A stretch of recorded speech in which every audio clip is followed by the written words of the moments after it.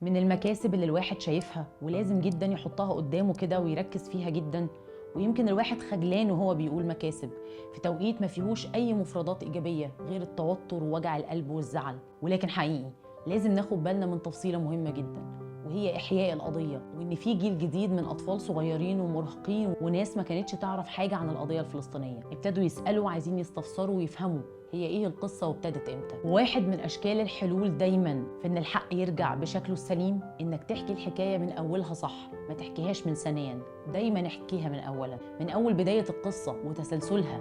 في مليون طرح ازاي تعرف الطفل الصغير ايه هي القضية، ويعني ايه صاحب ارض كان قاعد في ارضه في سلام وهدوء ويجيله دخيل يصمم ياخد الارض دي بكل بجاحة. ضروري جدا نفرق في المفردات ونسمي الحاجات باسمها. المحتل هو محتل صهيوني، صاحب الارض هو مواطن فلسطيني. القضية هي قضية مستمرة، قضية شعب بيقاوم وبيحارب عشان ارضه، وان اخر الحكاية الحق هيرجع لاصحابه. ودايما مع كل كلمة أو جملة بتتقال عن القضية الفلسطينية بالتوازي ما نبطلش دعاء. الدعاء بالثبات والنصر سلاح مهم جدا، والكلام المستمر عن القضية الفلسطينية في نفس مستوى الأهمية.